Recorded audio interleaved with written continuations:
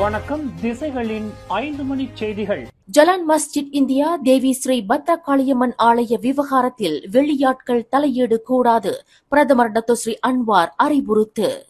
Kuala Lumpur மாநகரில் ஜலான் மஸ்ஜித் இந்தியாவில் வீற்றிருக்கும் தேவி ஸ்ரீ பத்ரகாளியம்மன் ஆலய விவகாரத்தில் வெளியாட்கள் தலையிட வேண்டாம் என்று பிரதமர் டத்தோஸ்ரீ அன்வார் இப்ராஹிம் அறிவுறுத்தியுள்ளார். ஜலான் மஸ்ஜித் இந்தியாவில் ஜேக்கல் நிறுவனத்திற்கு சொந்தமான நிலத்தில் வீற்றிருக்கும் தேவி ஸ்ரீ பத்ரகாளியம்மன் ஆலயத்தை இடமாற்றம் செய்யும் விவகாரம் தொடர்பான சர்ச்சையில் தங்களை சாம்பியன்களாக அடையாளம் காட்டிக்கொள்ள வேண்டாம் என்று வழக்கறிஞர்களையும் சமயத்தின் பேரில் ஆதரவு தெரிவித்து வருகின்ற வெளித்தரப்பினரையும் டத்தோஸ்ரீ அன்வார் கேட்டுக் கொண்டார். இந்த ஆலயம் தொடர்பான சர்ச்சையை நல்ல முறையில் தீர்த்துக் கொள்வதற்கு தற்போது பேச்சுவார்த்தை நடத்தப்பட்டு வரும் வேளையில் நாட்டின் இனங்களுக்கு இடையிலான நல்லிணக்கத்திற்கு அச்சுறுத்தலை ஏற்படுத்தக்கூடிய அறிக்கையை வெளியிட வேண்டாம் என்று சம்பந்தப்பட்ட தரப்பினரை டத்தோஸ்ரீ அன்வார் கேட்டுக் கொண்டார்.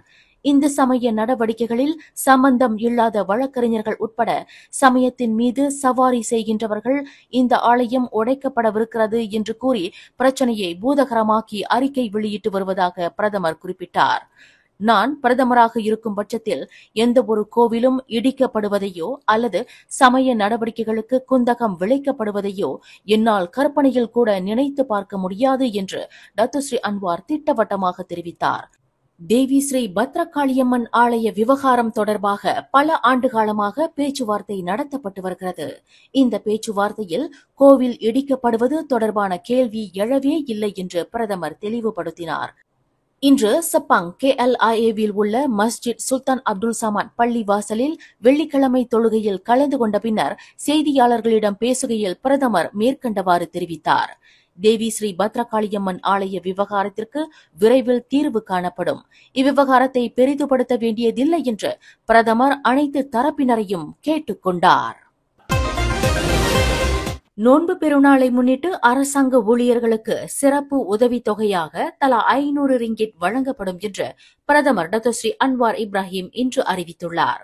இந்த 500 ரிங்கிட் சிறப்பு உதவித்தொகை அடுத்த வாரம் வங்கிக் கணக்கில் சேர்க்கப்படும் என்று அவர் குறிப்பிட்டார்.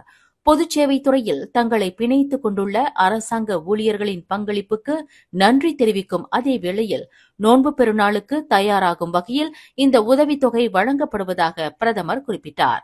பணி ஓய்வு பெற்ற அரசாங்க முன்னாள் ஊழியர்கள் மற்றும் பென்ஷன் திட்டத்தில் இணையாத மூத்த முன்னாள் பணியாளர்களுக்கு தலா 250 ரிங்கிட் வழங்கப்படும் என்று டத்தோஸ்ரீ அன்வார் தெரிவித்தார். மின்சார துணை நிலையத்தில் ஏற்பட்ட தீ விபத்து காரணமாக லண்டன் ஹீத்ரோ அனைத்துலக விமான நிலையம் மூடப்பட்டதை தொடர்ந்து மலேசிய ஏர்லைன்ஸின் 4 விமான சேவைகள் பாதிக்கப்பட்டுள்ளன.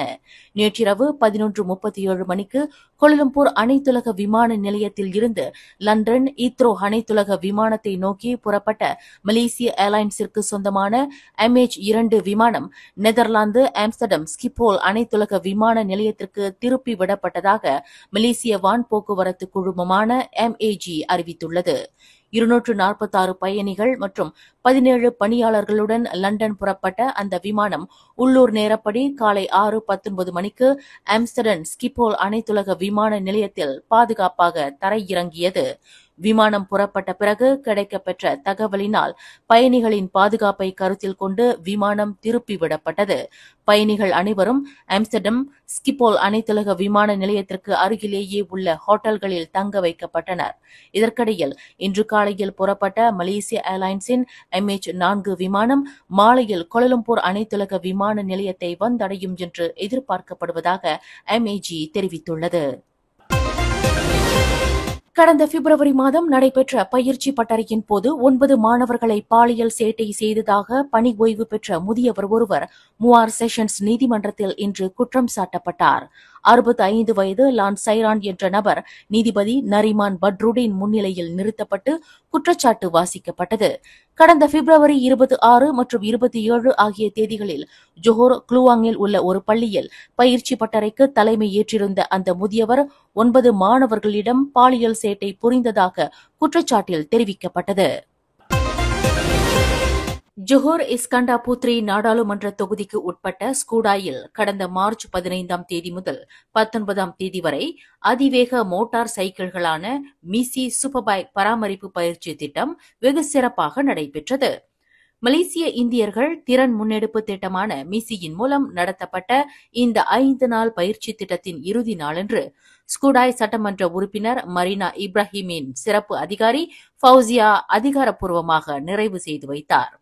இந்நிகழ்வில் இஸ்கண்டா புத்ரி எம்பியும் முதலீடு, வர்த்தகம் மற்றும் தொழில்துறை துணை அமைச்சர் லியூ சின்டாங்கின் இந்திய விவகாரங்களுக்கான அதிகாரி மோகன் ராமசாமி, ஜோஹர் பாரு எம்பியும் எரிசக்தி மாற்றம் மற்றும் பொது பயன்பாட்டுத்துறை துணை அமைச்சரான அக்மால் நசீரின் இந்திய விவகாரங்களுக்கான அதிகாரி டத்தோ சுகுமார் ஆகியோர் கலந்து கொண்டனர். மிசியின் இந்த திட்டமானது பயிற்சியில் பங்கேற்றவர்களுக்கு சூப்பர்பைக் பராமரிப்பு முறை, உபரி பாகங்களை நேரடியாக அசெம்பிள் செய்தல் மற்றும் சூப்பர்பைக் பராமரிப்பு கருவிகள் பற்றிய அறிமுகம் ஆகியவற்றின் அடிப்படை அத்தியாவசிய திறன்களை வளர்த்துக் கொள்வதற்கான வாய்ப்பை வழங்கியது. இந்த தொழில்நுட்ப திறன்களுடன் பங்கேற்பாளர்களை வளப்படுத்துவது மூலம் சமூகத்திற்குள் தொழில் வாய்ப்புகள் மற்றும் தொழில்நுட்ப நிபுணத்துவத்தை மேம்படுத்துவதே இந்த திட்டத்தின் பிரதான நோக்கமாகும் என்று விளக்கம் அளிக்கப்பட்டது.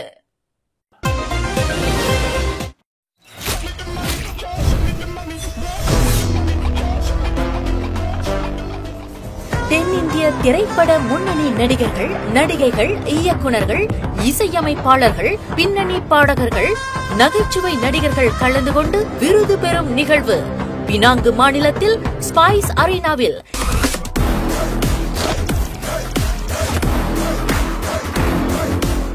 ஏப்ரல் 5ஆம் தேதி சனிக்கிழமை மாலை 5 மணிக்கு 17ஆம் ஆண்டு எடிசன் தமிழ் திரை விருதுகள் நடைபெறவுள்ளது. அந்நிகழ்வில் பார்வையாளர்களாக கலந்து கொண்டு நிகழ்ச்சியை கண்டுகளிக்க இன்றே முன்பதிவு செய்வீர். myticket.asia.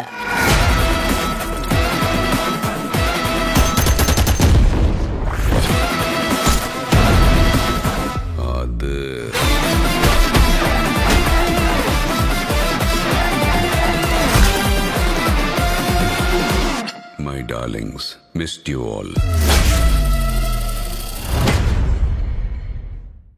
தொடர்புக்கு 039760144 03860050196. மொத்தம் 13.42 கிலோகிராம் எடை கொண்ட போதைப் பொருளை விநியோகிப்பதற்காக பஹாங் ரவுப்பிற்கு வந்த ஓர் இந்திய தம்பதியர் உட்பட 4 வரை போலீசார் கைது செய்தனர்.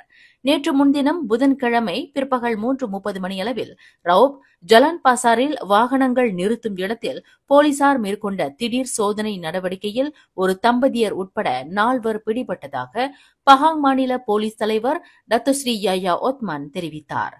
ஷாபு வகையைச் சேர்ந்த போதைப்பொருள் ஒரு வகை சீன தேயிலையான குவான் இன்வாங் லேபலை கொண்ட பொட்டலத்தில் ஷாபு ஏபி போதைப்பொருள் உட்பட பல வகையான போதைப் பொருட்கள் அந்த தம்பதியரிடம் இருந்து கைப்பற்றப்பட்டதாக இன்று ராவ் போலீஸ் தலைமையகத்தில் நடைபெற்ற செய்தியாளர்கள் கூட்டத்தில் டத்தோஸ்ரீ யாயா மேற்கண்டவாறு கூறினார். சம்பந்தப்பட்ட இந்திய தம்பதியர் ஸ்லாங்கோர் பந்திங்கை சேர்ந்தவர்களாவர். ரவுப்பில் போதைப்பொருளை ஒப்படைப்பதற்காக வந்தபோது கணவனும் மனைவியும் பிடிபட்டனர். பிடிபட்ட இதர 2 நபர்கள் அந்த தம்பதியரிடம் இருந்து போதைப்பொருளை பெற்று செல்ல வந்தவர்கள் என்று நம்பப்படுகிறது. அத்தம்பதியரிடம் இருந்து கைப்பற்றப்பட்ட 13.42 கிலோகிராம் எடை கொண்ட போதைப்பொருளின் மொத்த மதிப்பு 4,21,286 ரிங்கிட் ஆகும். கைப்பற்றப்பட்ட போதைப் பொருளின் மொத்த அளவு 26,331 போதைப் பித்தர்கள் பயன்படுத்தக்கூடியதாகும் என்று டத்தோஸ்ரீ யாயா தெரிவித்தார். பிடிபட்ட தம்பதியரில் 45 வயது நபருக்கு ஏற்கனவே குற்றப்பதிவு உள்ளது. அவரின் 42 வயது மனைவி ஆம்பெத்தமின் வகையைச் சேர்ந்த போதைப்பொருள் உட்கொண்டிருப்பது சிறுநீர் பரிசோதனையில் தெரியவந்துள்ளதாக அவர் குறிப்பிட்டார். 4 பிடிபட்டது மூலம் நிசான் நவாரா மற்றும் டொயோட்டா வியாஸ் ரகத்திலான 2 வாகனங்கள் பறிமுதல் செய்யப்பட்டுள்ளதாக அவர் விளக்கினார். மேலும் செய்திகளை தெரிந்து கொள்ள கீழே இருக்கும் பெல் பட்டனை அழுத்துங்கள். உங்கள் மகிழ்ச்சியை வெளிப்படுத்த லைக் மற்றும் ஷேர் செய்யுங்கள். தொடர்ந்து திசைகளோடு இணைந்திருக்க சப்ஸ்கிரைப் செய்யுங்கள்.